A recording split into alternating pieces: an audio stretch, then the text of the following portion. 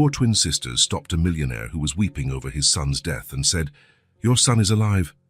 When they showed him where, he fell to his knees. It was 17 minutes past 3 in the morning when John Morgan woke up to the smell of smoke. It wasn't a normal awakening. He jolted upright as if struck. His eyes opened to the dim light of the bedroom, while his mind was still trying to grasp what was wrong. The smell. The smoke. Within seconds, he was on his feet. The corridor of the mansion, normally silent at this hour, was lit by an orange glow coming from the east wing. The wing where his 1-year-old son Ben's room was located. "Ben," he shouted, his voice cracking with desperation. John ran through the corridors as the heat grew. The air got heavier with each step. The smoke thickened. Flames were already licking the walls, furiously devouring family portraits, silk drapes, memories, but none of that mattered. Only Ben. As he reached his son's room, a blast of heat pushed him back. The fire had already taken over the entire wing. Tall, violent flames danced, blocking any approach. John tried to push forward, but 2 security staff members held him back. "You can't go in there, Mr. Morgan. You'll die." "My son is in there," John struggled, trying to break free. "The firefighters are on their way." "Please, sir." Despair rose within him like a wild beast. Every second felt like an eternity. Outside the mansion, John watched the inferno consume everything. The firefighters arrived in 10 minutes, but it felt like hours. Water jets cut through the dark night as men in heavy gear rushed in and out of the house. John stood frozen, his eyes fixed on Ben's window where the flames appeared most intense. The helplessness of doing nothing tore him apart. He was a man used to solving problems, always in control. A businessman who had built an empire from nothing. Now all his wealth, all his power meant nothing. They couldn't save his son. A housekeeper who managed to escape the fire approached him, offering a coat. Only then did John realize he was trembling, not from cold, but from fear. A deep, visceral fear he had never felt before. "It's going to be all right, sir," she said, though the words rang hollow even to her own ears. Dawn was breaking when the fire was finally contained. The sun rose over a scene of devastation. Half the mansion had been reduced to smoldering rubble, while the other half, damaged by water and smoke, remained standing like an empty shell. "Mr. Morgan," the fire chief approached, his face grimy with soot, wearing a grave expression. "We've searched the entire area, every room." John knew what was coming. Still, hope clung stubbornly to his heart. "What about my son?" The man lowered his gaze. "We didn't find any body in the east wing. The crib was empty." A brief flicker of hope lit John's eyes. "Empty? Then he could be—" "Mr. Morgan," the firefighter cut in gently, "the heat in that wing was extreme. In some places, the temperatures—" He hesitated. "Temperatures that wouldn't leave remains." The words fell like hammers. John felt his legs buckle. He had to lean on a fire engine to keep from collapsing. There was no body, nothing to bury, nothing to say goodbye to. Only the void, complete absence. In the hours that followed, police and investigators came and went from the property. They asked questions, took notes, snapped photos. John answered mechanically, as though detached from his own body. "Do you have any idea what could have caused the fire?" "No." "Have you noticed anything unusual in recent days?" "No." "Was there anyone else in the house besides you, your son, and the staff?" "No." The questions and answers made no difference. Nothing would make a difference now. "Mr. Morgan, we need you to identify some items." On a makeshift table in the yard lay a few objects saved from Ben's room. A charred piece of his favorite blanket. One tiny shoe, the silver rattle his grandmother had given him, now blackened by fire. John touched each item reverently, as though they were sacred relics. "They're his." The voice did not sound like his own. His personal assistant arrived around noon, alarmed by the news. He took charge of the situation, dealing with the press that was already gathering at the gates. He arranged accommodations, spoke with the insurance company, tried to spare John from all the practical and bureaucratic details that follow a tragedy. "John, let's go to a hotel. You need rest." "I'm not leaving here." "But the house isn't livable." I'm staying. Night fell again. John settled in the least damaged part of the house, a guest room on the first floor. He refused food, refused sedatives, refused the comforting words of the surviving housekeeper. Sitting on the edge of the bed, John clutched Ben's charred little shoe. In the silence of the room, memories assaulted him in painful flashes. Ben learning to sit up, his first teeth, the sound of his laughter when John tossed him in the air and caught him, his tiny hand gripping John's finger with surprising strength. Ben's birth had been a miracle. After years of trying, Emma had finally become pregnant. Our little miracle, she used to say, but Emma hadn't survived childbirth. John had become a father and a widower on the same day. Back then, the grief of losing Emma had almost destroyed him. Ben had been his salvation.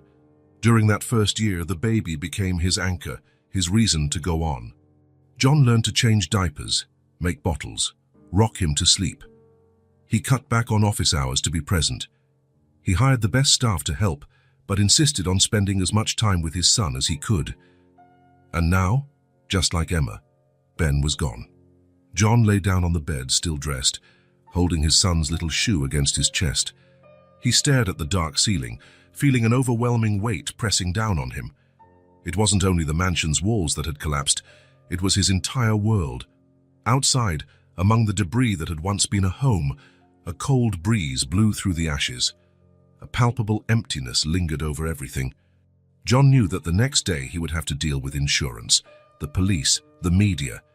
He would have to arrange a funeral without a body. He would have to keep existing, somehow. He thought about calling Ryan, his younger brother, but had no strength even to pick up the phone. How could he explain the inexplicable? How could he put that kind of pain into words? John did not cry. Tears seemed inadequate in the face of such a colossal loss. What he felt went beyond crying, beyond any physical expression of mourning. At some point during the night, exhausted, he slid into a restless sleep. He dreamed of fire and childish laughter. He dreamed of Emma and Ben together somewhere beyond his reach.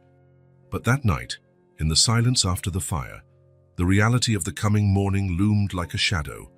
John Morgan was alone, completely alone, with nothing but the agony of a goodbye that never came, and the emptiness among ruins that were once a home. The Sunday market was emptier than usual. The few vendors who braved the harsh winter displayed wilted fruits and yellowing vegetables. High prices, poor quality. Marianne pulled her worn coat tighter around her body as she watched her twin daughters dash between the stands. "Nora, Sadie, don't go too far," she called out, her voice lost in the cold wind. The 6-year-old girls were identical in appearance. Same brown hair, same wide and curious eyes, but so different in temperament. Nora, older by just 7 minutes, was cautious and observant. Sadie was all movement, easy laughter, endless questions. Marianne sighed as she rummaged through her pockets. 4 coins. It wouldn't buy much. This week's sewing income had barely covered the rent for their small apartment. "All right, girls, let's head back home." "But, Mom, aren't we going to buy anything?" Sadie asked, pointing to a stand of apples. "Not today, honey. Tomorrow I'll get paid for Mrs. Peterson's dress and we'll buy something special, I promise." The twins didn't complain. They were used to going without. Ever since their father had left 3 years ago, taking all their savings with him, Marianne had raised them alone, sewing for people and taking on any honest job she could find. The walk home was long. They lived in the poorest part of the city, where the rent was just cheap enough for a single mother to manage. To save money, they always walked in even when the cold bit into their bones like today. "Look at that cloud, it looks like a dragon," Sadie pointed out, always finding magic in simple things. "It's more like a horse," Nora countered. "Serious. Then it's a dragon horse." Marianne smiled at her daughter's enthusiasm. They were her strength, her light. For them, she would endure anything. "Can we take the path by the bridge?" Nora asked. "I want to see the boats." "All right, but just a quick look. It's too cold today." They left the main avenue and took a series of narrow alleys leading to a small canal. It was a shortcut they sometimes used, passing by a row of old warehouses and tiny shops. It was Nora who heard it first. They were almost at the canal when she stopped abruptly, tilting her head. "What is it?" asked Marianne. "Listen." Nora lifted a finger. In the hush of that winter Sunday, a faint, intermittent sound cut through the air. A baby's cry. "It's coming from over there." Sadie was already running toward a narrow alley between two abandoned buildings. "Sadie, wait." Marianne ran after her daughter, Nora close behind. The alley was dark even at that hour of the afternoon, the high walls blocking the weak winter sunlight. It smelled of damp and garbage. Sadie was already on her knees beside a pile of dark rags when Marianne reached her. "Mom, look." Sadie's eyes were wide. Then Marianne saw it. Something stirred among the rags. Tiny hands waved in the air, and the crying, now louder, left no doubt. It was indeed a baby. Marianne knelt next to her daughter, gently pushing aside the rags. Some were singed, as if burned. And there he was, a small boy, probably no more than a year old, his face and clothes smeared with ash. "My God," Marianne whispered, her heart pounding. "Who would do such a thing?" The baby looked up at her with frightened eyes and stretched out his arms, as if begging to be held. Without hesitation, Marianne scooped him up, cradling him against her chest. "Shh, it's all right, little one. You're safe now." Nora approached cautiously, her sharp eyes inspecting the baby. "Is he hurt, Mom?" "I don't think so," Marianne replied, checking the boy's arms and legs. "Just scared and dirty." "And hungry," Sadie added, as the baby started crying more intensely. Marianne looked around the deserted alley, at the burned rags, her chest tight. Who would leave a baby so small alone in a place like this? And those burned cloths? Was there a fire involved? "What are we going to do with him, Mum?" Nora asked, her voice low and serious. For a moment, Marianne hesitated. The sensible thing would be to seek help, find whoever was responsible for the child. But something inside her resisted that idea. She knew the system too well, the institutions. She'd grown up in an orphanage after her own mother passed away, and the memories were not good. "We'll take him home," she decided at last. "He needs food and a warm bath." The girls didn't question her. Sadie was already smiling at the baby, making faces to calm him. Nora, though more reserved, helped her mother wrap the little boy in Marianne's scarf. The walk home felt longer than ever. Sadie chattered non-stop, coming up with theories about where the baby might have come from. Nora walked in silence, casting worried glances at her mother and the tiny bundle in her arms. When they finally reached their small third-floor apartment, Marianne laid the baby on the kitchen table and began removing his filthy clothes. Under the bright light, she could see he was healthy, with no marks or injuries, just very dirty and frightened. Nora filled the basin with warm water. "Sadie, grab one of your old nightgowns from the closet." The girls ran to help, excited by their new responsibility.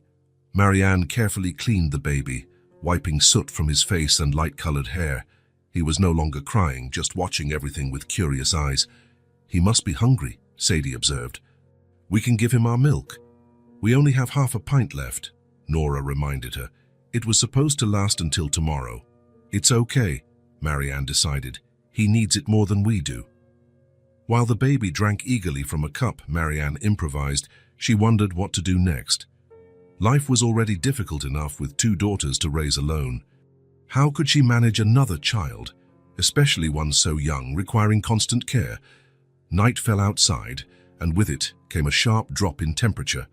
Wind howled through the gaps in the poorly sealed window. The baby, now clean and fed, began yawning in Marianne's arms. "Where will he sleep, Mom?" Sadie asked. "We can make a little bed for him with our blankets," Nora suggested. "Why can't he stay with us?" Sadie asked hopefully. "He has no one else." Marianne watched as her daughters prepared a cozy corner with pillows and blankets. She thought about the struggles they already faced. Rent always overdue, meals growing scarcer, clothes patched so many times you could barely see the original fabric. "What if," Nora began hesitantly, "what if he stays until we figure out where he came from?"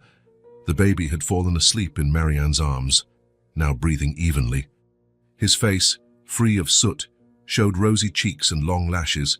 So small, so vulnerable. Marianne thought of her own childhood in the orphanage, the loneliness, the lack of affection, the constant sense of not belonging. She wouldn't wish that on any child. "He'll stay with us," she said at last. "At least for now." The twins smiled, already turning back to finalize the baby's little sleeping area. Marianne watched them, feeling a mixture of fear and resolve. She didn't know where this baby came from or what the future held. She only knew she couldn't abandon him. Sometimes the most important decisions are made not with the head, but with the heart. And Marianne's heart told her this little stranger needed her. Even though she had so little to give, she chose to care. Even without answers, she chose to love. And for now, that would have to be enough. The first few days were tough. The baby woke up crying several times a night, frightened, as though he could still feel the heat of flames. Marianne barely slept, juggling her sewing jobs and the little one's needs. "What are we going to call him?" Sadie asked on the morning of the third day, watching the baby play with a wooden spoon in the kitchen. Marianne paused her stirring of the thin porridge she was making for breakfast. It was a good question. Until then, they had only referred to him as the baby or little one. "Ben," Nora said suddenly from the doorway. "He looks like a Ben." "Ben," Marianne repeated, looking at the baby. He turned his head at the sound, as if he recognized it. "Do you like that name, little one? Ben?" The baby smiled, revealing 4 small white teeth. It was the first smile since they had found him. "He likes it," Sadie exclaimed, clapping her hands. "Ben, Ben, Ben." And so, without ceremony, the baby got a name. Ben, short, simple, easy to say. A name that seemed to fit him perfectly. Over the following days, Ben adapted to his new routine. His nighttime crying lessened, and soon he was sleeping through the night, curled up in a nest of blankets the girls laid out for him every evening beside their bed. "He's getting chubbier," Marianne remarked one afternoon, changing the boy's improvised clothes. It was true. Ben's cheeks had filled out, and his gaze no longer held the emptiness of those early days. His bright blue eyes now shone with curiosity. Feeding him wasn't easy. Meals were already sparse for 3, and now they had to stretch to feed 4. Marianne took on more sewing work, toiling late into the night after the children were asleep. Sometimes exhaustion overcame her, and she'd fall asleep over her fabrics, needle still in hand. Yet Ben's presence brought something new to the little family, a different joy, a renewed purpose. "Look, Mum, he knows how to clap just like I taught him." Sadie proudly showed how Ben mimicked her clapping, laughing happily. Nora, quieter, spent hours reading her school books aloud to the baby, who listened intently, as though he understood every word. "He's very smart," she would say seriously. "He learns fast." In just a few weeks, it felt as though Ben had always been there. He fit into the family's routine like a missing puzzle piece.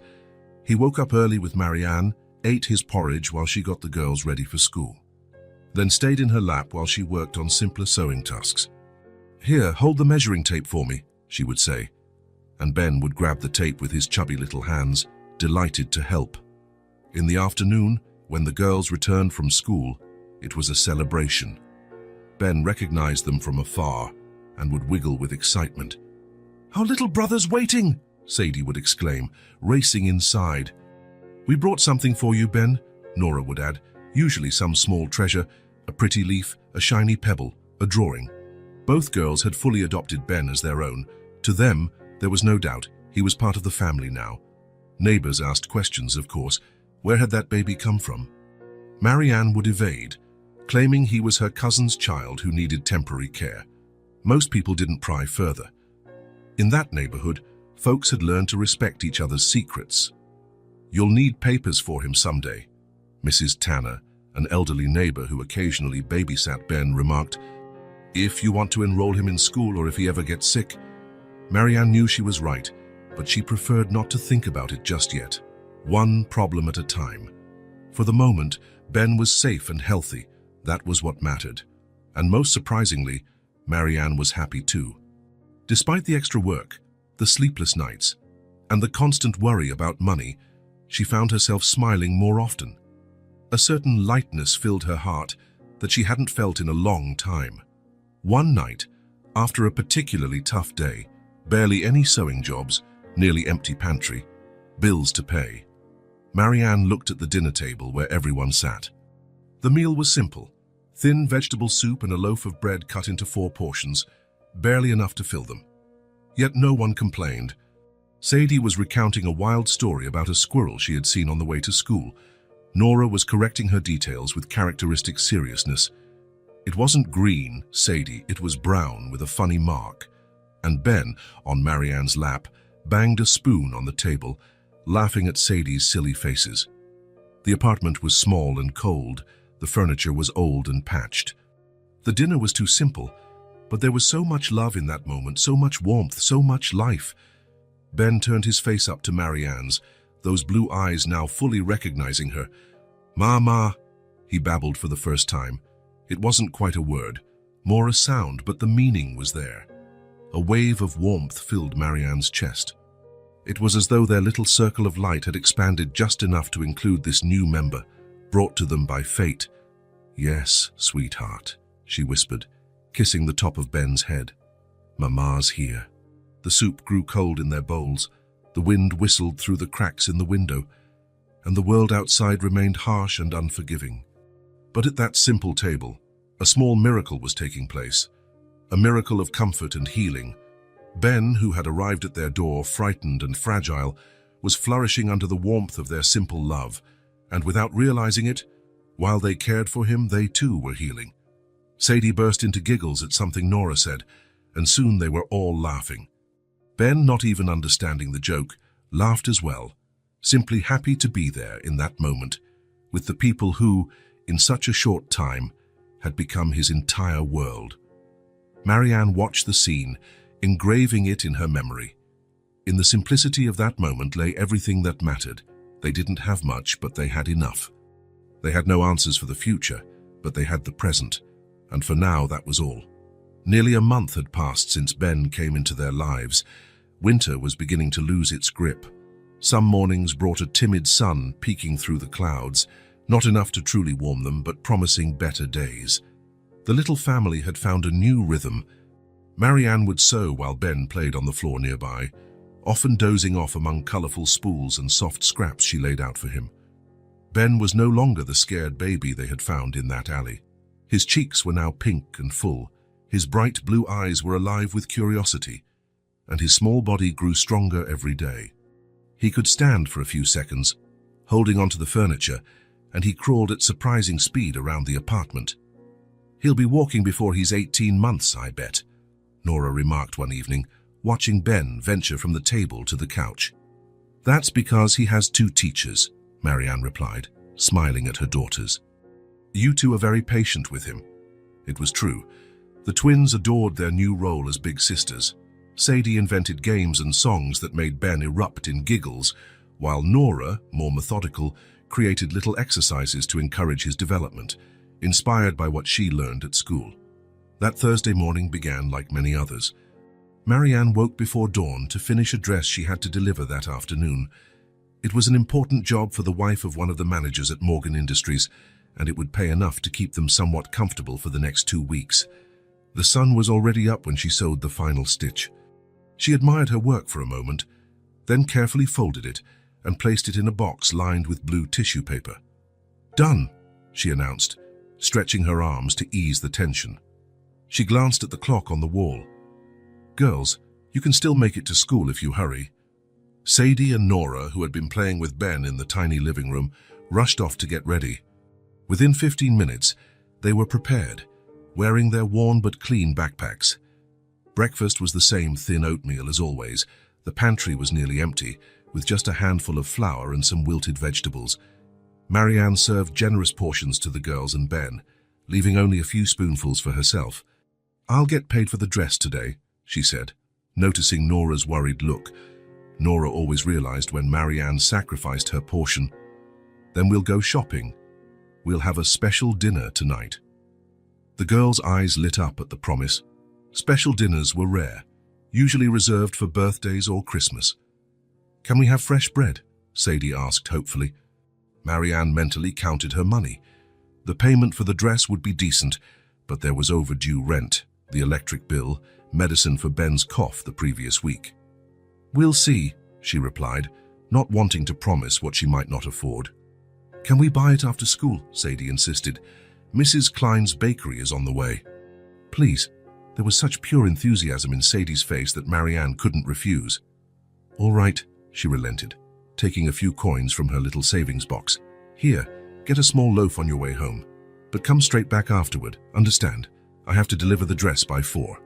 "Yes, Mom," they replied in unison, carefully pocketing the coins. Marianne helped them bundle up, though the sun was out, the air was still cold, and walked them to the door. "Straight to school and back, with a quick stop at the bakery," she repeated, adjusting Nora's scarf, which always came loose. "I promise I'll watch out for her," Nora said, serious as a miniature adult. "Hey," Sadie protested, but smiled anyway. Marianne watched her daughters descend the stairs, their footsteps echoing through the old building. When she went back inside, Ben was waiting on the worn rug, playing with a small wooden car a neighbor had given him. "Just you and me now, little one," she said, scooping him up. "Shall we finish preparing this dress for delivery?" The day went by smoothly. Marianne wrapped the dress in tissue, placed it in the box, and tied it with a satin ribbon she'd been saving for a special occasion. Ben took his morning and afternoon naps, waking in a cheerful mood, ready for more mini adventures around the apartment. At 2 in the afternoon, Marianne left Ben with Mrs. Tanner, the elderly neighbor from downstairs who often helped her. Then she set out to deliver the dress. The client's house was on the other side of the city, in an upscale district. Marianne took 2 buses to get there, clutching the box like a treasure. The contrast between neighborhoods always struck her. How could such different realities exist within the same city? The client was delighted with the dress, trying it on immediately and admiring the perfect fit. "You have a gift, Marianne," she praised, twirling in front of the mirror. "I'll recommend you to my friends." In addition to the agreed payment, the woman gave Marianne a generous tip. Feeling lighter than she had in weeks, Marianne bought groceries on her way home: meat, potatoes, carrots, onions for a stew. She also purchased flour, eggs, a bit of butter, items she hadn't brought into her kitchen for a long while. It was almost 4:30 when she arrived home. She thanked Mrs. Tanner, who again refused any payment, insisting that Ben's company was enough of a reward. "He's an angel," the woman said, patting the baby's head one last time. "So different from most children. There's something special about him." Marianne silently agreed. Ben was indeed special, and she silently thanked fate for bringing him to her. She started preparing the stew, chopping vegetables while Ben played by her side. Occasionally she glanced at the clock. The girls should have been home by now. 5 o'clock. No sign of them. 5:15. The stew simmered on the stove, filling the kitchen with a delicious aroma. 5:30. Marianne began to genuinely worry. Sadie and Nora never came home this late. She looked out the window, noticing it was starting to rain. Then she heard hurried footsteps on the stairs. The door opened, and the twins entered, soaked from the rain, their expressions unlike anything Marianne had ever seen. Shock and confusion mixed together. "What happened?" she asked, alarmed. "Are you all right? Where's the bread?" The girls exchanged a look that spoke volumes. Something was very wrong. "Mom," Nora began, her voice deeper than usual. "We need to talk." Marianne felt her stomach clench. She only heard that phrase when something serious happened. "What is it?" She tried to keep her voice calm, though her heart pounded. "We went to Mrs. Klein's bakery, like you said," Sadie explained, words tumbling out. "There were lots of people there. Everyone was watching the TV in the window." "Mrs. Klein got a new television," Nora added. "They were showing the news." "What about?" Marianne asked, though part of her already suspected the answer. "The fire at the Morgan mansion," Nora said, now looking at Ben, who had crawled over to Marianne and clung to her skirt. "Remember we talked about it at school? It happened almost a month ago." Of course, Marianne remembered. The fire at the city's wealthiest family's mansion had been the talk of everyone for days. But what did that have to do with them? "The news was about Mr. Morgan's son," Sadie whispered, her voice trembling. "The baby who went missing in the fire." A chill swept through Marianne. Unconsciously, she scooped Ben into her arms, as though protecting him. "They showed a photo," Nora said, now looking directly at Marianne. "Mom, it was Ben. Our Ben." The world seemed to freeze. Marianne stared at the baby in her arms, his fair hair, his intense blue eyes, the delicate features that, now that she thought about it, had always seemed somewhat familiar. "You must be mistaken," she said, shaking her head. "It's probably another baby. There are plenty of babies with blonde hair and—" "Mom," Nora interrupted, her gaze steady. "It was him. They said the name Benjamin Morgan, Ben. The same age as our Ben. He disappeared the night of the fire, the same night, before we found him in that alley." "And that alley is less than a mile from the mansion," Sadie added. "And the burned rags," Nora went on. "The ash on his face when we found him." Marianne felt as if the floor was falling away beneath her. Everything fit together in a terrible way. The singed cloth, the baby's initial shock, the spot where they'd discovered him. "There's more," Nora said, pulling a folded newspaper from her jacket pocket. "We got this at the stand next to the bakery." With trembling fingers, Marianne took the newspaper. It was from 3 weeks ago. The headline read, "Tragedy strikes the Morgan family," and there was the photo, a mansion ablaze, and in a smaller inset, a man in a suit holding a smiling baby, John Morgan and his son Benjamin. The baby in the photo was undeniably the same child who now nestled in her arms. "He's still searching," Sadie said, her voice catching. "Mr. Morgan. On TV, he said he refuses to believe his son is dead. He's offering a reward." Marianne felt like she'd been punched. Reward. That was how people would see it, if she returned Ben, that she wanted money. "It's not about money, Mom," Nora said, as if reading her mind. "It's just, it doesn't seem right. Mr. Morgan on TV. He looked so sad." Marianne couldn't speak. Her world was falling apart. The joy she'd felt only hours earlier, the extra money, the special dinner, all of it, now seemed meaningless. "Let's have dinner," she said finally, her voice distant, like someone else's. Then we'll decide what to do." The meal took place in a heavy silence. The stew, which should have been a reason to celebrate, was barely touched. Ben ate happily, unaware of the drama unfolding around him, occasionally offering pieces of potato to Marianne or the twins, giggling when they accepted.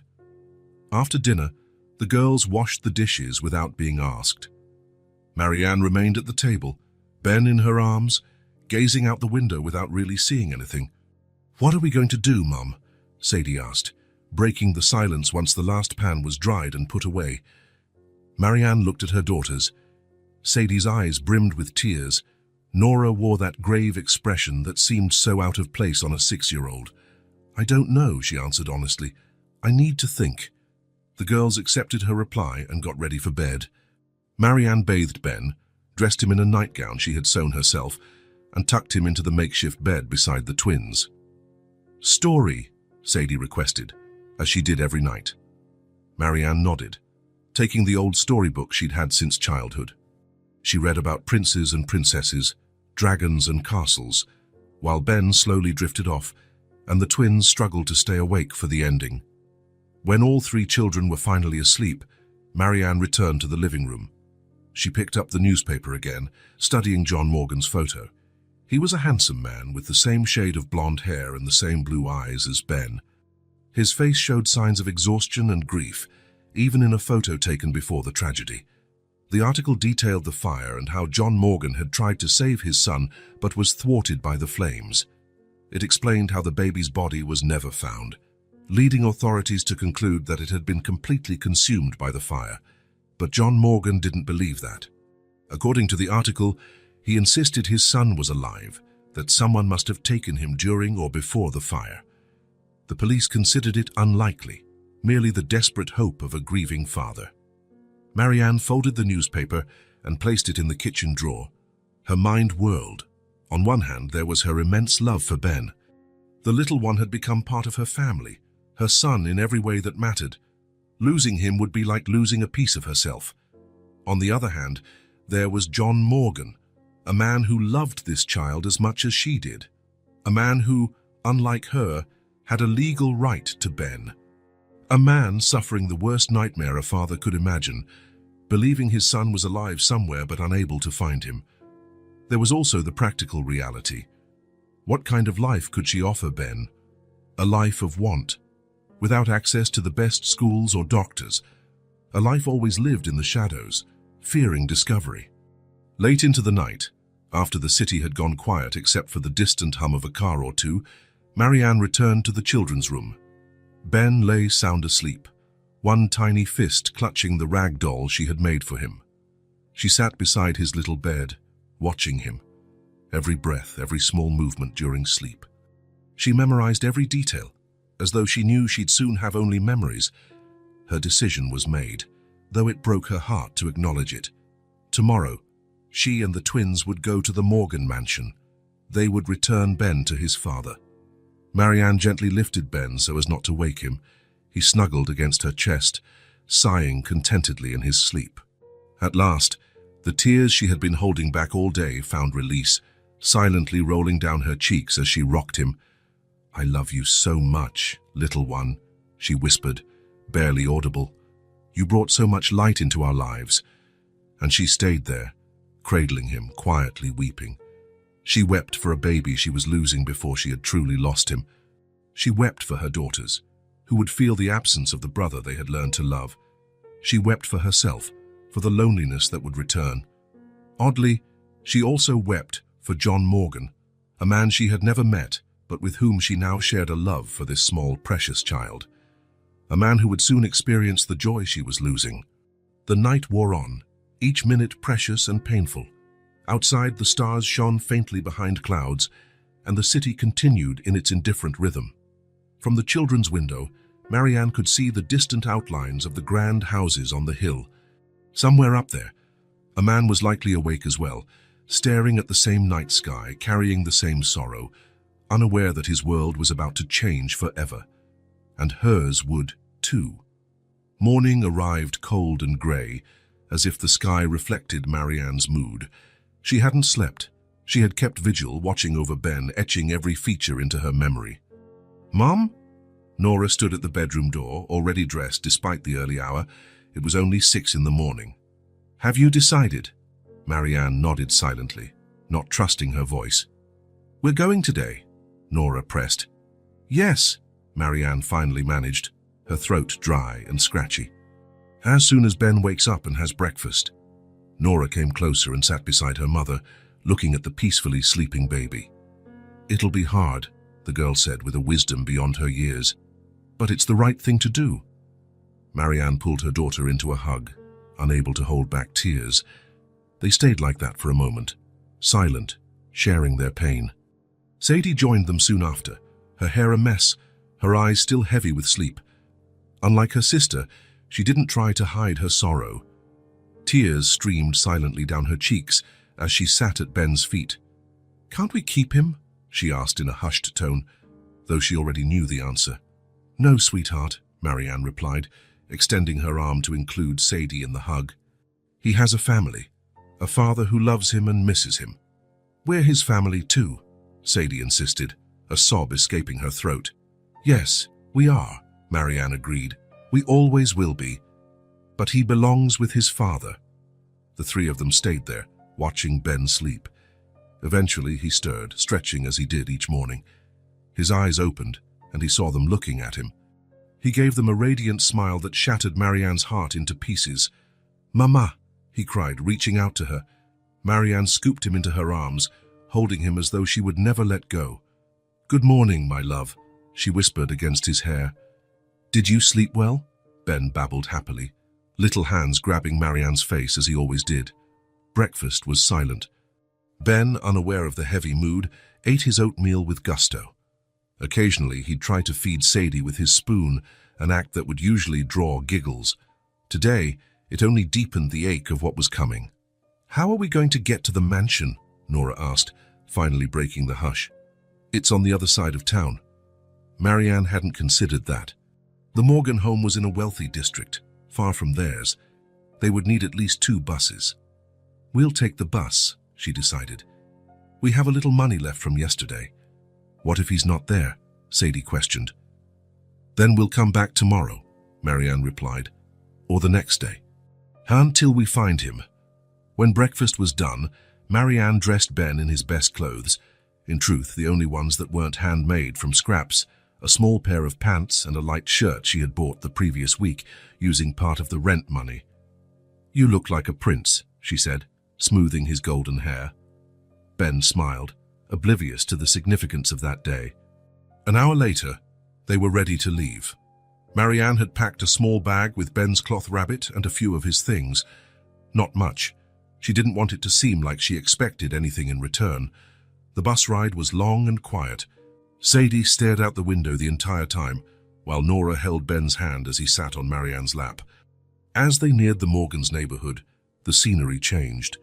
The houses grew larger, streets wider, and trees more abundant. It felt like another world, far from their cramped reality. They got off the second bus a few blocks from the mansion. They would have to walk the rest of the way. The fire had been big news, and anyone in the city could point them toward the Morgan property. When they finally saw the gates, Marianne's legs almost gave out. A large portion of the mansion was in ruins, but the front still stood, bearing evident marks of smoke and water damage. Construction workers were rebuilding parts of it. "Now what?" Nora asked. "Do we just go in?" Marianne hesitated. She hadn't thought this far. How would she explain herself? How would she say they had the missing baby everyone believed was dead? What if they were accused of something? "I don't know, honey. Maybe we should—" But her words were cut short by Sadie's shout. "Look! It's him!" Following Sadie's gaze, Marianne saw a man standing near the rubble of the east wing. Even from a distance, she recognized him from the newspaper photo. John Morgan. He had his back to them, shoulders slumped, the posture of someone carrying an invisible weight. He wore simple dark clothes, not the crisp suit from the photograph. In his hand, he held something small that Marianne couldn't identify. "Mom." Nora looked at her, waiting for guidance. Panic flared within Marianne. Was she truly ready for this? To give up Ben? To say goodbye? But before she could decide, Sadie acted. With the impulsiveness typical of a 6-year-old, she let go of Marianne's hand and ran toward John Morgan. "Sadie," Marianne called, but her daughter was already halfway there. Nora glanced at her mother for a moment, then followed her sister. Marianne stood rooted, Ben in her arms, watching her daughters run toward the man who would change all their lives forever. John Morgan did not hear the girls approach. He was lost in his thoughts, as he so often was since the tragedy. He held in his hand a small charred shoe, Ben's, the only tangible reminder he had. His nights were filled with nightmares of fire and smoke. His days with a futile search. Despite all evidence and against everyone's opinions, he refused to believe his son was dead. He had offered a reward, hired private investigators, questioned all the staff, searched the ruins countless times. Nothing. No leads, no concrete hope. Only this inexplicable feeling, this unfounded certainty that Ben was alive somewhere. "Mister?" The small voice pulled him out of his thoughts. John turned, surprised. 2 identical girls stood before him, one slightly ahead, the other a step behind. Twins, he noted, wearing simple school uniforms. They had expressions far too serious for children so young. "Yes," he asked, wondering what 2 children were doing here alone. The girl in front took another step, her big eyes fixed on him. "Your son's alive." The words hit John like a physical blow. For a moment, he thought he'd imagined it, that his desperation was conjuring voices. "What?" he managed, his voice weak. "Your son," the girl repeated, with the candid simplicity of a child. "Ben, he's alive. We found him." John felt the world spin. His legs wobbled, and he had to lean against a broken wall for support. His heart pounded so violently it felt about to burst. "Who are you?" he asked, words coming in ragged gasps. "Is this some kind of cruel joke?" The second girl stepped forward, her expression more serious than her sister's. "It's not a joke," she said with surprising maturity. "We found your son almost a month ago. In an alley near the canal, he was alone in burned clothes." John looked from one girl to the other, desperately wanting to believe, but terrified of being deceived. It wouldn't be the first time someone had tried to exploit his pain. But these were just children. Where is he now?" he asked. barely forming the words. The more solemn girl pointed behind them. John followed her gesture and saw a short distance away a woman standing with a blonde baby in her arms.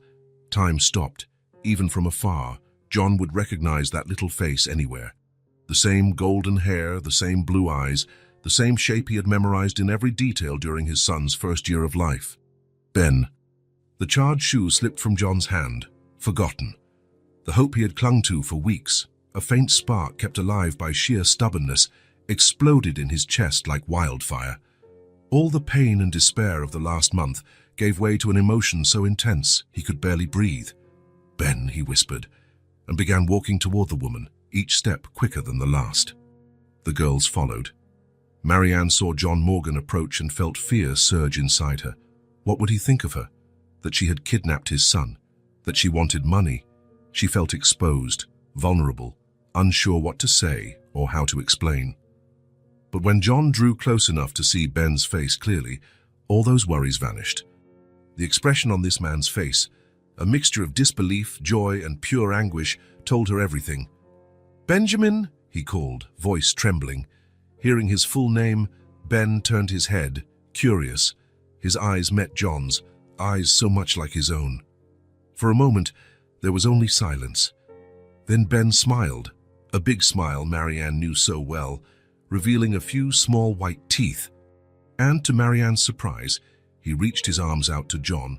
"Papa!" he exclaimed, with the same clarity he used for "Ma." That was more than John could bear. His legs gave way, and he sank to his knees, openly sobbing, no longer trying to hide his tears. Marianne moved closer, tears streaming down her own cheeks. Carefully, she knelt to his level, still holding Ben. "Your son," she said in a near whisper. "We found him almost a month ago, in an alley not far from here, wrapped in burned cloth." John looked up, his red-rimmed eyes locked on hers. You took care of him all this time." She nodded, not trusting herself to speak. "Thank you," he said, the word laden with immeasurable gratitude. "Thank you for bringing him back to me." Gently, as if afraid this was all a dream, John reached for Ben. Marianne felt the child shift away from her, moving toward his father. This was it, the final moment she had dreaded. But seeing Ben's joy and the profound emotion on John's face, and she knew it was right. Ben belonged here, with his father.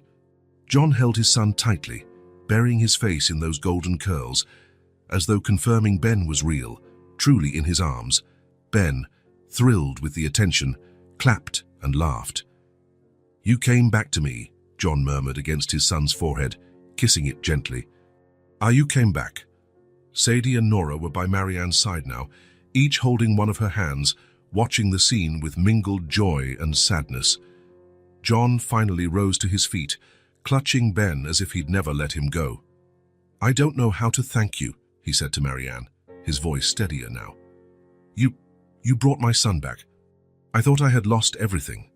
"There's no need to thank us," Marianne replied, feeling a strange peace amidst the sorrow of saying goodbye. "He's a special boy. He brought us a lot of joy these past weeks."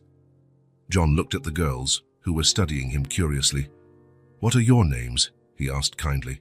"I'm Sadie," the more talkative one answered. "And this is Nora. We're twins, and this is our mum, Marianne." John smiled at them, a smile that had not graced his face for many long weeks.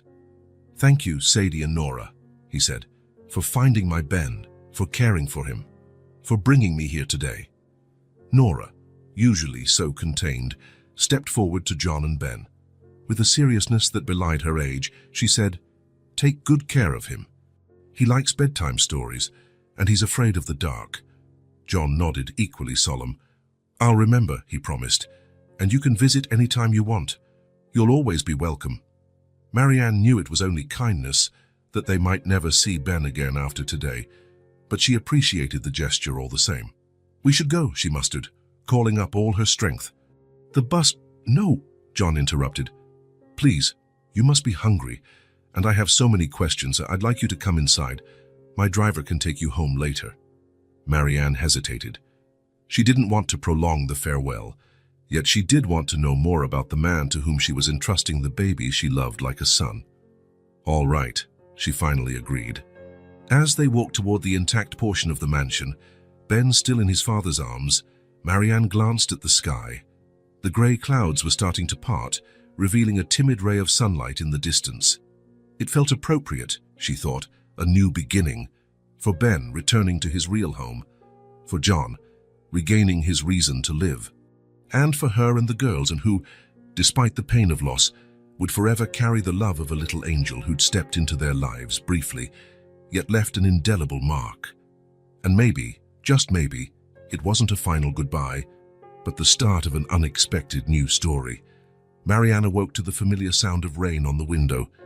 For an instant, that brief moment between dream and reality, she expected to hear Ben's cheerful babbling, but then memories of the previous day flooded in, and with them, emptiness. Ben had gone home, his real home. She was glad for him, of course. The image of John Morgan embracing his son, the pure joy on his face, the way Ben had recognized him immediately, all of it affirmed they had done the right thing. But it didn't lessen the pain. The afternoon at the Morgan mansion had felt surreal. John insisted they stay for lunch, and Marianne hadn't the heart to refuse, especially seeing her daughter's excitement. The housekeeper, a kind woman named Mrs. Peterson, prepared a meal that seemed like a feast to them. During lunch, John had hardly let Ben out of his arms. He kept asking about his son's preferences, habits, and likes. Marianne answered patiently, while Sadie and Nora chimed in with excited tales about their little brother. Afterwards, John's driver took them home, just as promised. The farewell was easier than Marianne expected, perhaps because Ben seemed so happy, so obviously at home, reducing some of her guilt for missing him. Now on the morning after, it was time to return to normal life, or try to... Mom! Nora appeared in the doorway, already dressed for school. It's time. Sadie was right behind, sleepy-eyed, her face still puffy from the tears she'd cried the night before. I don't want to go to school today, she mumbled. Marianne was about to say they needed to go, that life goes on, when she heard a knock at the door. Who could it be this early? Stay here, she told the girls, going to answer it. When she opened the door, she could hardly believe her eyes.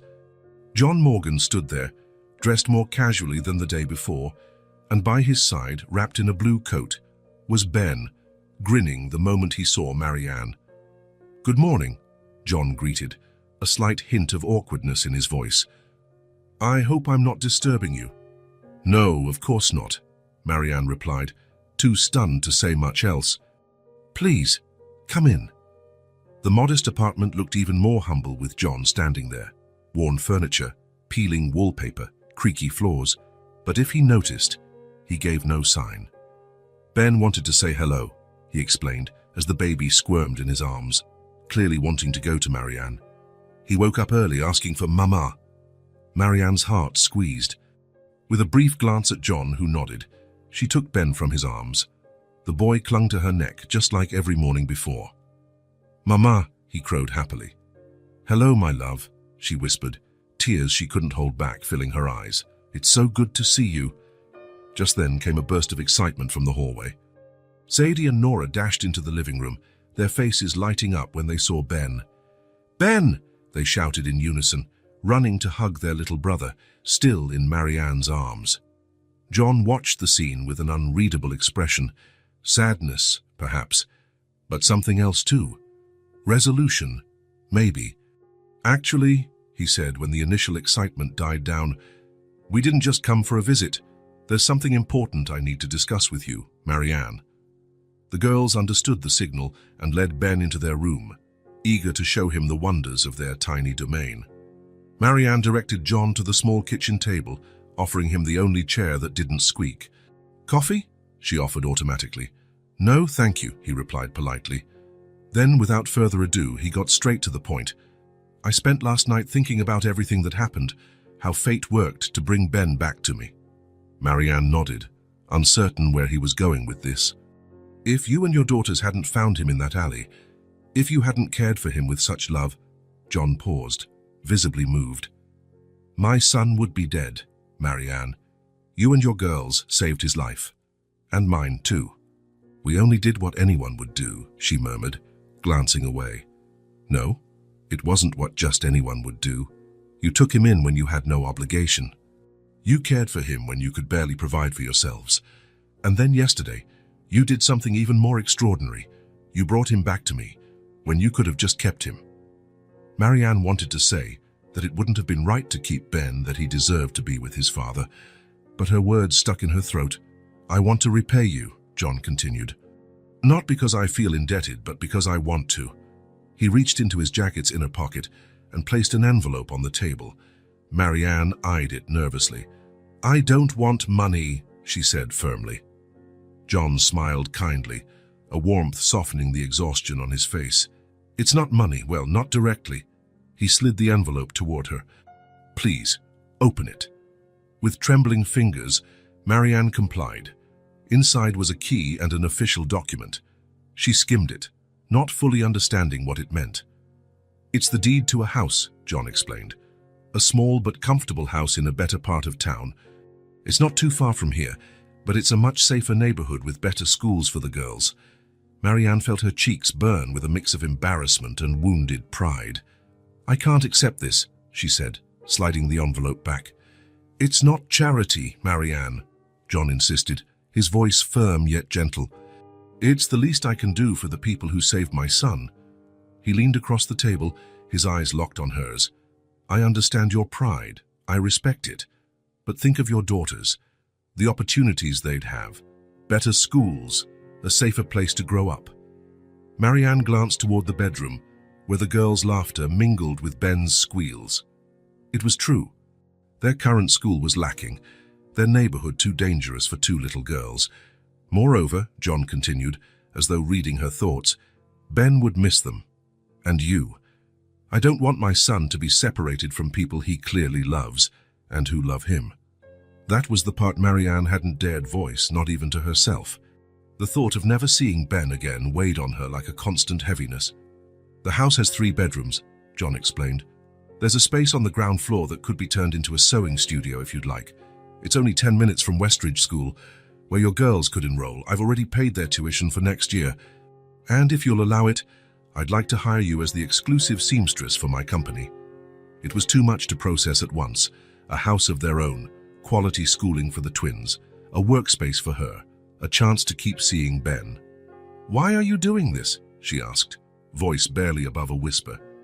John looked toward the bedroom door, where the children's happy chatter continued. Because last night, when I came home with Ben, I realized he wouldn't stop asking for Mama and for the girls. He gained a family this past month, Marianne, a family that loved him when I wasn't there. And, he paused, choosing his words, because I know what it is to lose someone you love.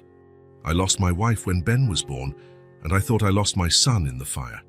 I don't want you or your girls to lose him completely, and I don't want him to lose you. Tears welled up in Marianne's eyes again. There was such sincerity in his words, such a profound understanding of her pain. Besides, John added with a slight smile, my son needs a mother figure in his life, and he's already chosen you. That simple statement undid Marianne's last defenses. It wasn't charity. It was a bridge between two families bound by a shared love for one small child. All right, she said finally, we accept, but on one condition. I want to pay rent on the house. A fair amount that I can afford, John started to argue, but seeing the determination in her eyes, he nodded. If that's what you want, we can set a symbolic amount. He held out his hand, and she shook it, sealing the agreement. It was strange how suddenly the future, which had looked so dark only hours before, now opened up to new possibilities. When can we move in? She asked, a flicker of hope sparking in her chest. Today, if you like, the house is ready. I had it prepared last night. The speed of it all was astonishing. John had thought of everything. A small truck arrived at the apartment 2 hours later to transport Marianne's few belongings. Mrs. Peterson, the Morgan Mansion's housekeeper, appeared with 2 other women to help pack. The twins could barely contain their excitement. The prospect of a new home, with a room of their own, a different school, felt like a grand adventure. And the possibility of seeing Ben regularly changed their heartbreak into anticipation. John and Ben stayed until everything was packed. Feeling the energy around him, the baby applauded each time a box was sealed. "We'll meet you at the new house soon," John said when the last item was loaded. "My driver will take you there." The house exceeded all their expectations. It was on a quiet, tree-lined street, surrounded by similarly well-kept homes. It wasn't large or lavish like the Morgan mansion, but compared to their cramped apartment, it felt like a palace.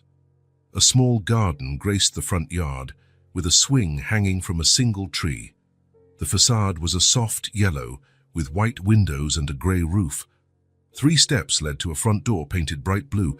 Inside, everything was spotless and pleasantly furnished.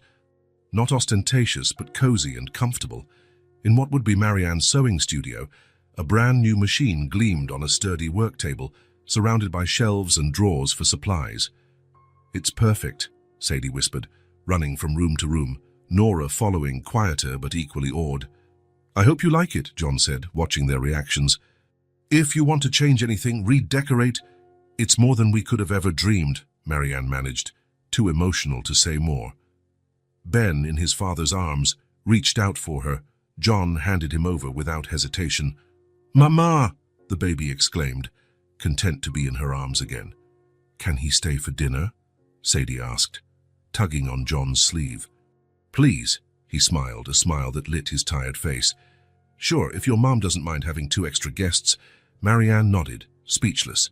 This new reality still felt like a dream. Dinner was simple, but joyful. Marianne used some of the groceries she'd brought, and others already stocked in the pantry. Another thoughtful gesture from John, she chose not to comment on for pride's sake. Ben was passed around to everyone's lap, soaking up the attention. The twins chatted excitedly about plans for their new school, the garden and the room they would share. As night fell and Ben started showing signs of fatigue, John stood to leave. "Can he visit again tomorrow?" Nora asked, always direct. "Anytime you want," John replied. "This house is as much his as the mansion, and you're always welcome to visit him as well." At the door, with a sleepy Ben in his arms, John paused. "Thank you, Marianne." "For everything." She simply nodded, no words needed. There was a silent understanding, a bond that defied explanation. Once the door closed, Marianne looked around her new home. The twins were already exploring every corner, discussing where they'd place their toys and which colors to paint their room. It was a fresh start. Not just a roof over their heads, not just better food or clothes, but the possibility of a different future, one where her daughters would have opportunities she never imagined she could give them. And for Marianne, it was also a chance to keep Ben in her life, to see him grow even if he was no longer truly her son. That night, in a bed that was new and comfortable, Marianne allowed herself to shed tears one last time. Not tears of loss, but of gratitude, for the fate that had brought Ben into her life, for the courage to do what was right, and for the generosity of a man who understood family goes beyond blood. Outside, the rain still fell, but inside the yellow house with the blue door, there was only the warmth of a new beginning, a new life, new memories to be made, and the certainty that tomorrow was no longer something to fear. 2 months had passed since the reunion. Life had settled into a new, different rhythm, but a good one. John visited the yellow house almost every day with Ben, and on weekends, Marianne and the girls went to the mansion, which was gradually being rebuilt. On that Thursday morning, the sky was exceptionally clear. Marianne worked in her studio, putting the final touches on a dress for Morgan Industries' new collection. Orders poured in, and she'd even hired 2 assistants to help. The twins had adapted surprisingly quickly to their new school.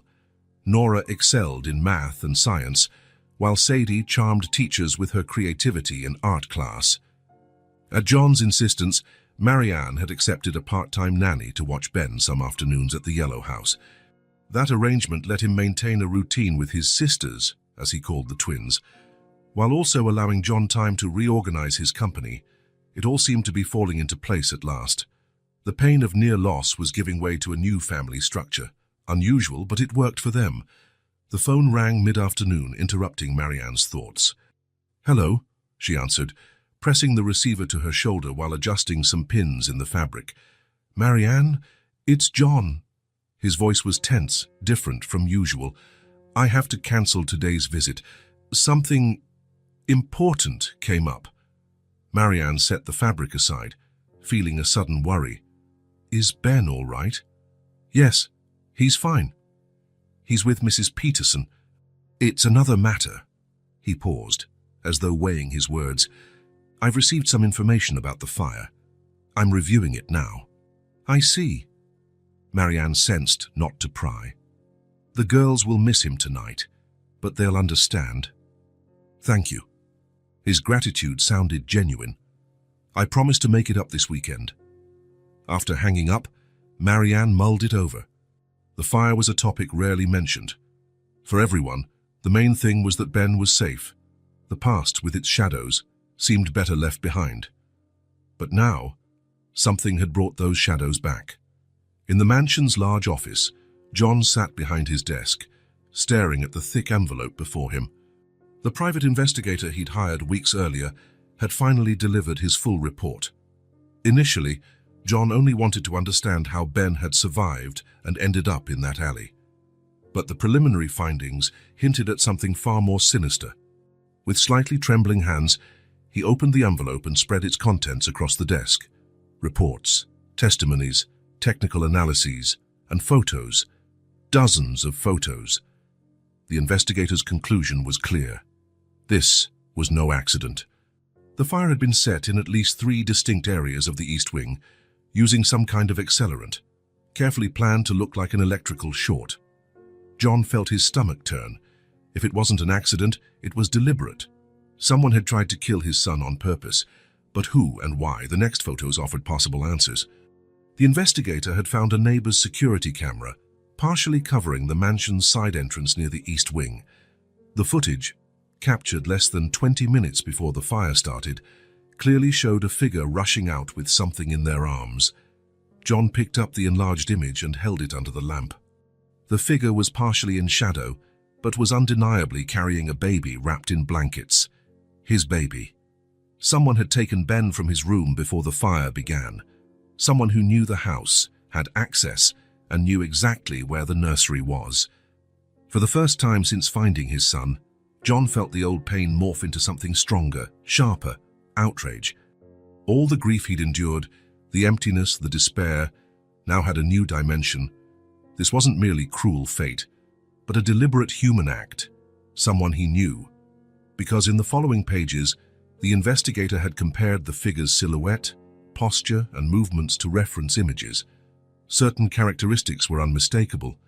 John stood abruptly, crossing to the far wall of the office where portraits of his family hung. His gaze landed on one in particular, him with his younger brother, Ryan, taken the day they opened the new factory 2 years ago. Ryan, who had always lived in John's shadow. Ryan, who had taken over the business temporarily after the fire, when John was too devastated to function. Ryan, who insisted they sell John's shares, claiming it was a fresh start. John glared at the portrait, silently confronting the image of the brother smiling by his side. How had he not seen the signs? They were all there, the rush with paperwork, the veiled suggestions that maybe Ben really was gone, the push to assume more control of the company. The phone rang, piercing the tense silence of the office. John answered automatically. "Mr. Morgan?" It was the investigator's voice. "I found something else you need to see." "What is it?" "I'd rather show you in person. It concerns that abandoned building near the canal, where the woman found your son." John felt a chill crawl up his spine. "I'll be at your office in half an hour." He hung up and grabbed his coat, carefully packing the report in his briefcase.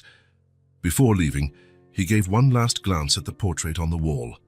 His brother's face now seemed distorted, as though seen through shattered glass. In a swift motion, John turned the portrait to face the wall. He couldn't bear to look at it until he knew everything. The investigator's office was downtown, in an old red brick building. He was a middle-aged man named Cooper, a former police officer known for being thorough and discreet, qualities John valued more than ever. "Mr. Morgan, thank you for coming so quickly," Cooper said, greeting him at the door. "Please, Have a seat. The office was Spartan. A wooden desk, some filing cabinets, a phone. On the walls, only his diploma and license, no personal photos or decorations. What did you find? John asked, cutting to the chase. Cooper opened a drawer and produced a small envelope. After identifying that figure on the mansion's security footage, I decided to investigate the area where your son was found. That alley is less than a mile from a supposedly abandoned warehouse once owned by Morgan Industries. John nodded. He remembered that property, an old storage unit the company had sold off when it was no longer needed.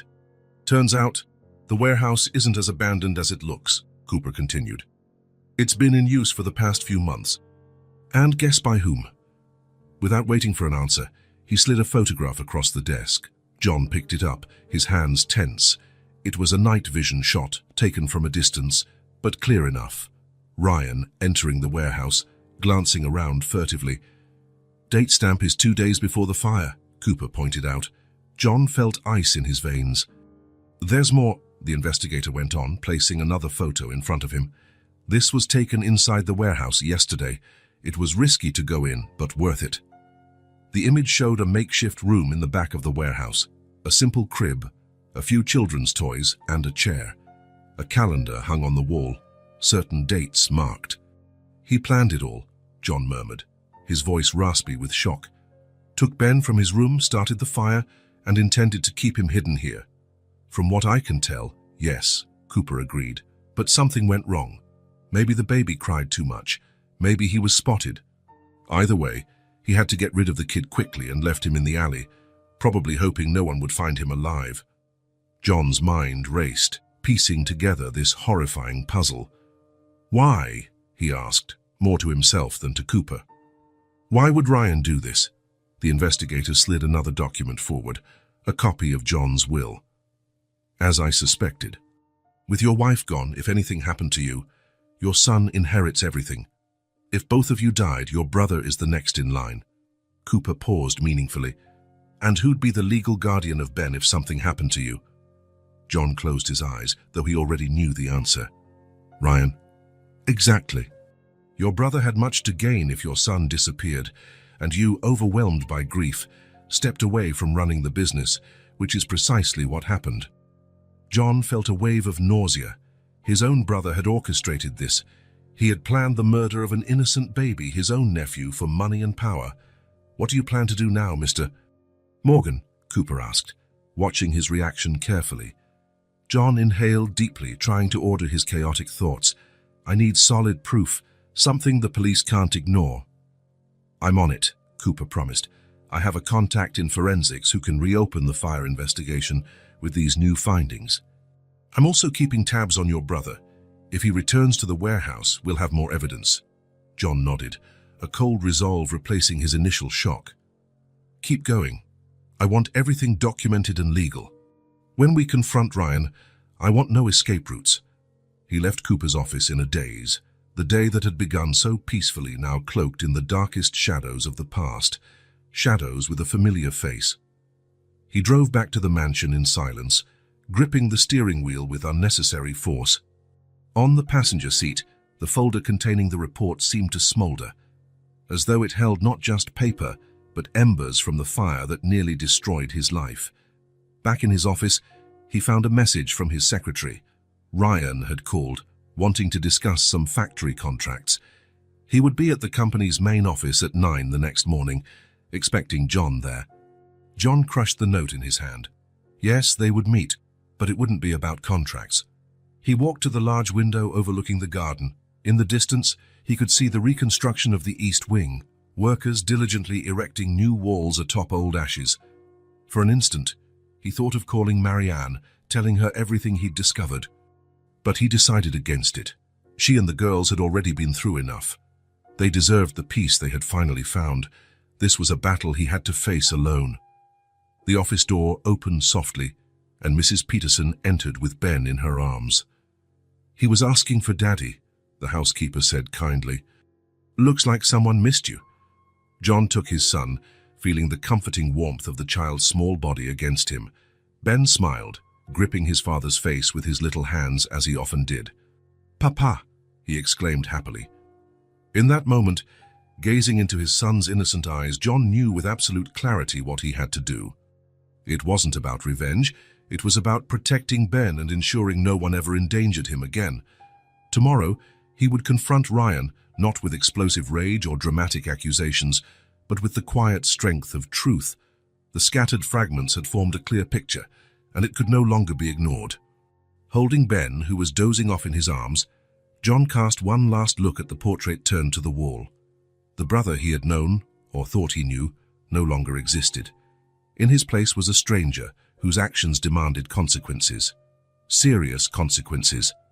Morgan Industries headquarters occupied a grand building in the city center, 6 floors of glass and steel, with the family name in bold letters on the facade. John arrived promptly at 9, his outward composure masking the storm inside. The young receptionist recognized him and smiled. "Good morning, Mr. Morgan. Your brother is already in the conference room." John gave a curt nod. Inside his leather briefcase were not the contracts Ryan expected, but Cooper's evidence, photos, reports, forensic analyses, pieces of truth that formed a devastating whole. On the way to the elevator, John caught his reflection in the polished doors. He was calm. Surprisingly so. The previous night had been long, filled with difficult decisions. He concluded he would not let hate consume him. Ben was alive and safe. That was all that truly mattered. As the elevator rose to the 5th floor, he prepared himself. Not for an angry confrontation laced with yelling, but for something harder. To face the betrayal of someone once considered family, without sacrificing his own dignity. Ryan stood by the window of the conference room, gazing at the city. He turned as the door opened, wearing a confident smile. "John, good to see you." He stepped forward, arms wide for a hug John did not return. "I thought you weren't coming." "Why wouldn't I?" John asked, voice level. "Well, you've been so busy with the boy lately," Ryan shrugged, returning to his spot by the table. "You hardly appear at the office." John set his briefcase on the table, but didn't open it. "Ben is fine, thanks for asking." An awkward silence fell. Ryan seemed to sense something was off, but kept a polite smile, although it didn't reach his eyes. "Shall we talk contracts, then? The Chinese proposal is promising, but I think we can negotiate better terms if—" "I'm not here to talk contracts, Ryan," John interrupted, his tone unchanged. Ryan frowned, a flash of anxiety crossing his features. "No, then what?" John opened his briefcase and slid the first photo across the table, the security camera image showing a shadowy figure leaving the mansion, cradling a baby. "Recognize it?" John asked, voice devoid of accusation. "Just a question." Ryan's face visibly paled. His eyes flicked to the photo, then darted away as if looking might incriminate him. "What the hell is this? I can't see anything in that blurry image." John slid over the next photo, Ryan entering the abandoned warehouse 2 days before the fire. "How about this one? Is it clearer now?" Ryan jumped to his feet, nearly knocking over his chair. "Where did you get that? Have you been spying on me?" "No," John said calmly. "I've been investigating the fire that almost killed my son. The fire you set." Ryan let out a forced, harsh laugh. "That's insane. Why would I do such a thing?" In reply, John placed his will on the table. Relevant clauses highlighted. "Because if I was broken by grief and Ben was dead, you would inherit everything, the business, the estate, the fortune." Ryan ran a hand through his hair, a gesture John knew from childhood. He always did that when cornered. "You're out of your mind. You're still traumatized." John remained composed, continuing to present evidence. The forensic report showing the fire was arson, the expert analysis matching the figure's physical traits to Ryan, the photos of the makeshift room in the warehouse where he had planned to keep Ben. With each piece, Ryan's posture crumbled, from outraged to defensive, from defensive to trapped. His eyes darted around the room, desperate for an escape. "Why not just kill him outright?" John asked, unable to hide a tremor in his voice. "Why keep him alive?" Ryan slumped into a chair, his facade finally shattering completely. "I never wanted to hurt the kid," he muttered, running a hand over his face. "I just wanted you to think he was dead, so you'd step back from the business." And afterward, when I recovered or kept searching, Ryan shrugged pathetically. I'd have enough time to take control. I'd figure out some explanation. John closed his eyes, absorbing the calculated cruelty of that plan. When he opened them, his gaze held no anger, only deep, irrevocable disappointment. What went wrong? He wouldn't stop crying, Ryan confessed, staring at his hands. Someone could have heard. I needed to hush him, but I couldn't. So I left him in the alley, thinking no one would find him in time. John's chest constricted at the thought of his small, defenseless son abandoned in that dark alley. He pictured Marianne and her daughters, the miracle of their arrival at just the right moment. Did you know he survived? John asked, though he already guessed the answer. Ryan nodded slowly. When you announced you'd found him, it was a nightmare. I tried convincing myself it was another baby, but then saw the pictures in the papers. And still you said nothing. You stuck to your plan. What else could I do? Confess, Ryan spat bitterly. I was already in too deep. John rose to his feet, gathering the documents back into his briefcase. You know what hurts the most? I would have shared everything with you. If you needed money, power, recognition, you only had to ask. You'd never understand, Ryan murmured, bitterness glinting in his eyes. You were always the golden boy, the perfect son, the rightful heir. I was just a shadow. John shook his head, refusing to be drawn into self-pity. These were your choices, Ryan. At that moment, the conference room door opened. Cooper entered, accompanied by two plainclothes police officers. Ryan went pale at the sight of them. What is this? Ryan demanded, though it was obvious. Justice, John replied simply.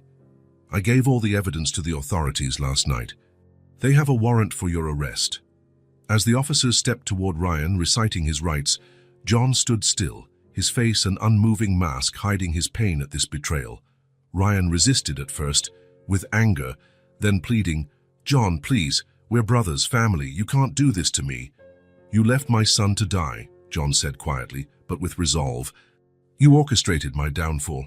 Family is much more than blood, Ryan. It's loyalty, love, protection, not destruction.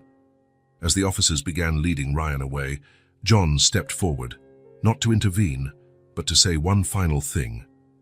You tried to snuff out a life, he said softly. But they brought it back, along with everything I am.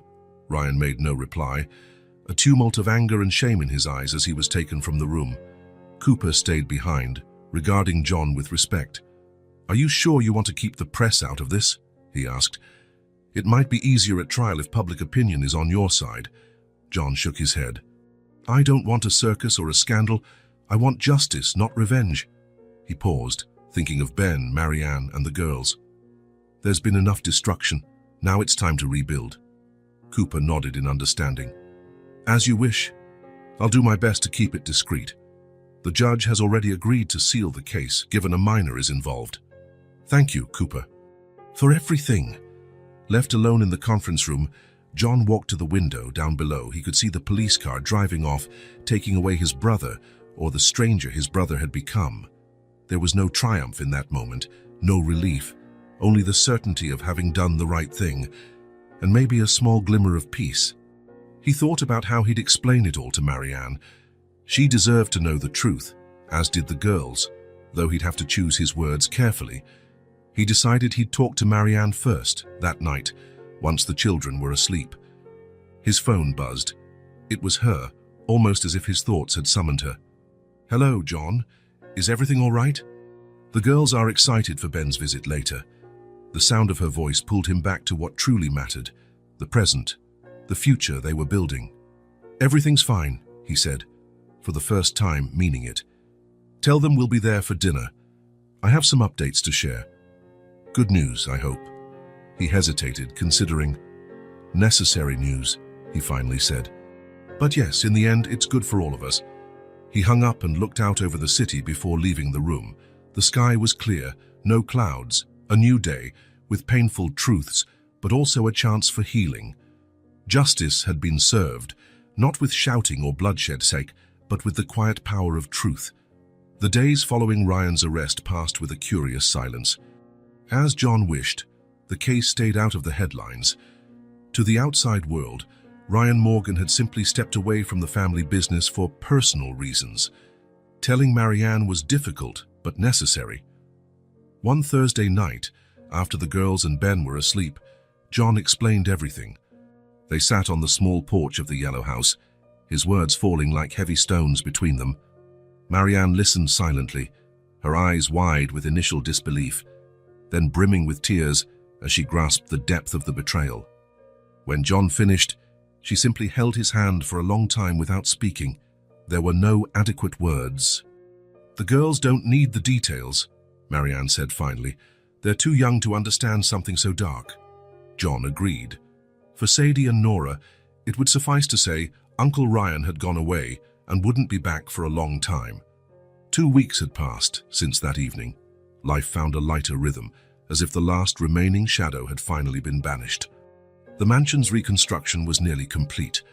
The company thrived under John's renewed leadership, now more balanced with his family life. And the Yellow House. The Yellow House had become much more than just a home for Marianne and her daughters. It had become a second home for Ben, and in some ways, even for John. That Sunday morning, spring had finally arrived in earnest. The front garden was awash with the flowers Nora and Sadie had planted, guided by a book John had given them. The tree with the swing sported new leaves of pale green. John parked in front of the house, feeling that familiar surge of contentment he always felt coming here.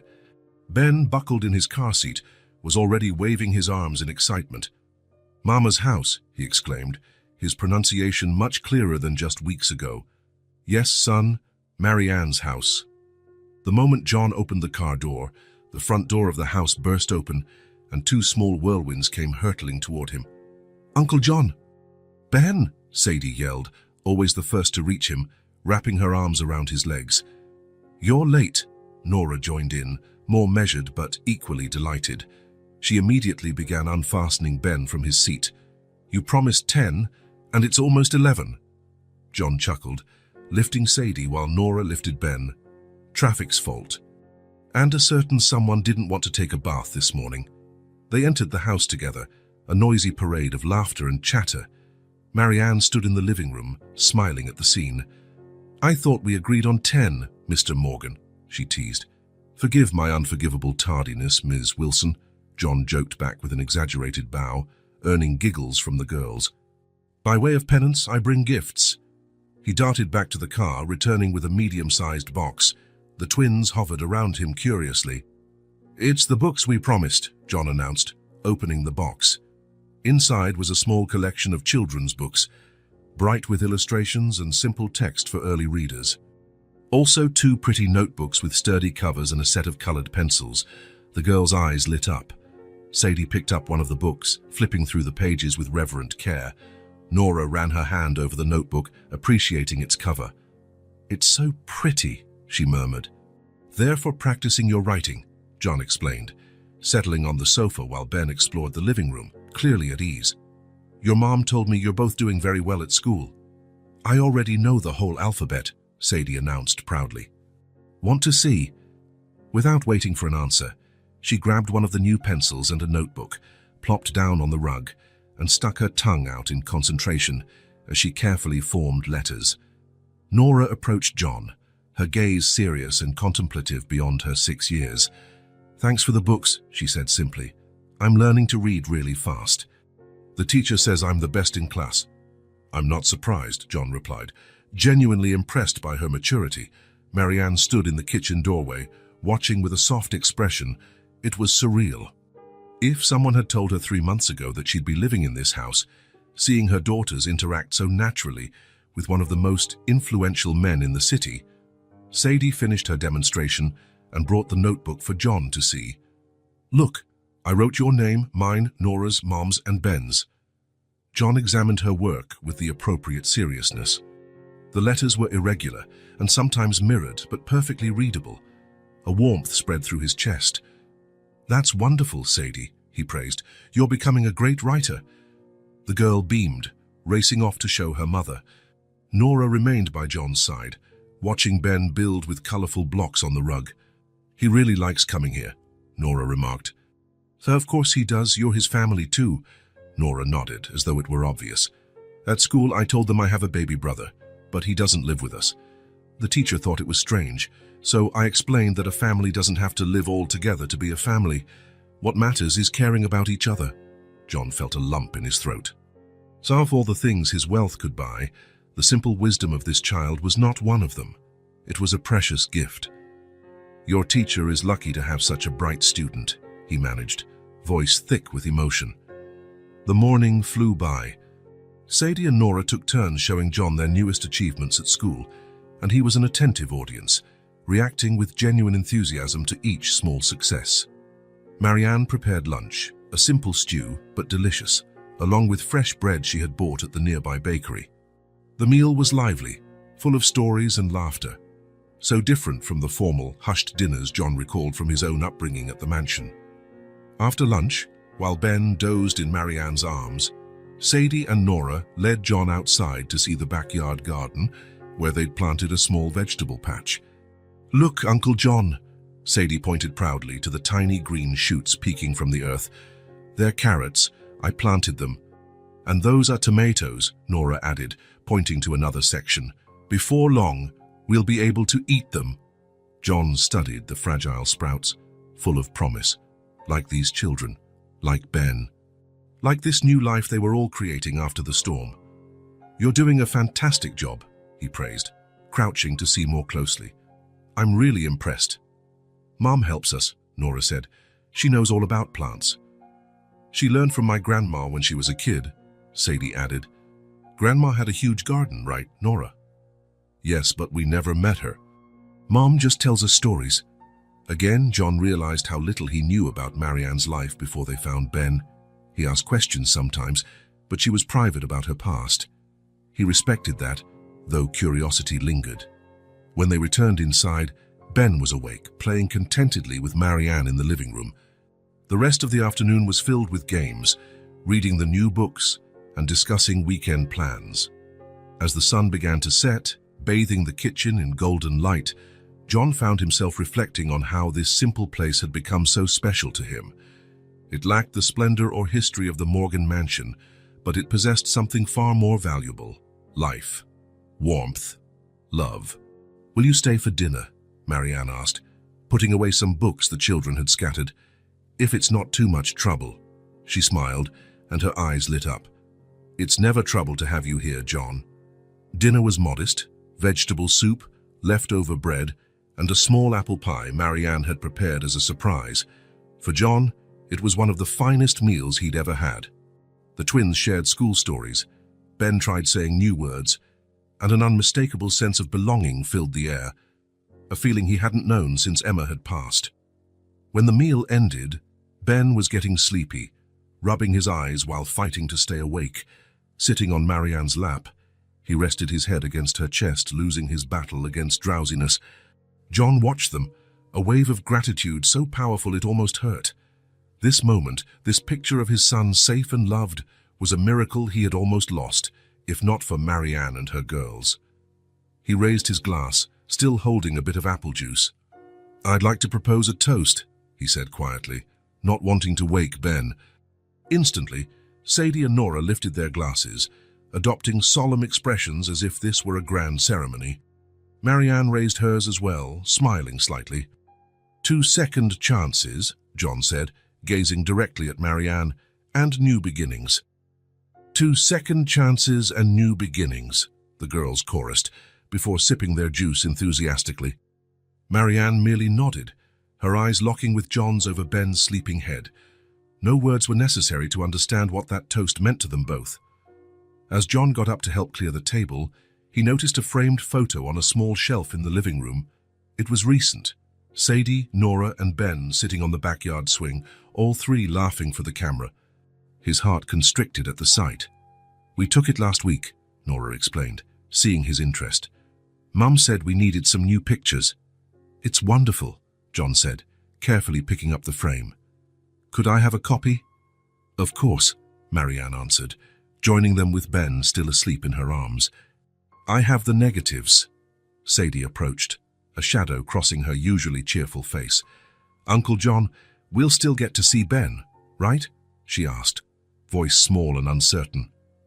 Even now that the bad man is gone, Nora added, surprising them with her insight. Apparently, she understood more about Ryan's situation than the adults realized. John set the photo down and knelt to their level. "Of course you will," he promised sincerely. "Anytime you want, my home is always open to you, just as this one is open to me." Their identical faces lit up with relief. "And if you like," John continued, "we could even spend some time at a beach house I own once summer arrives. Kids love the beach." "A beach house?" Sadie's eyes went wide. "You have a beach house?" John laughed at her amazement. "I do, but I hardly ever visit. It would be wonderful to fill it with children's laughter again." Marianne shook her head, a reluctant smile forming. "You're going to spoil them, John." "No more than they deserve," he said, standing up, his gaze meeting hers above the children's heads. "You gave me back the greatest treasure of my life. Nothing I do will ever be enough to repay that." Silence fell, charged with emotion, broken only by Ben's soft breathing. "We didn't do it for thanks," Marianne finally said in a near whisper. "We did it out of love." Just like that. 4 words that said it all. Love. Not the fairy tale romance kind, but something equally powerful. The love that builds families, forges bonds, heals wounds, and lights the path forward. When John finally said goodbye, carrying a drowsy Ben wrapped in a blanket, he felt a peace he hadn't known in a long time. The shadows had receded. The future, once so uncertain, now stretched ahead with possibilities. In the front yard, under a starry sky, Marianne walked him to the car. The girls had already run off to get ready for bed. "Thank you for today," John said, carefully settling Ben into his car seat. "It was perfect." "It's always a pleasure to have you both," she replied, helping adjust the baby's blanket. For a moment, they simply stood there in the quiet night, side by side, watching the little miracle sleeping in the back seat, the child they both loved, the bond they shared. "Good night, John." "Good night, Marianne." Driving home, John glanced in the rearview mirror at Ben, sleeping soundly. He thought of the twins, of their proud smiles and excited chatter. He thought of Marianne, her strength, her generosity. He had lost so much and gained so much. They were all happy. And in the end, that was all that really mattered. If this story touched your heart, subscribe to the channel and turn on notifications so you don't miss the next ones. Leave a like because it helps this story get recommended to more people. See you in the next story.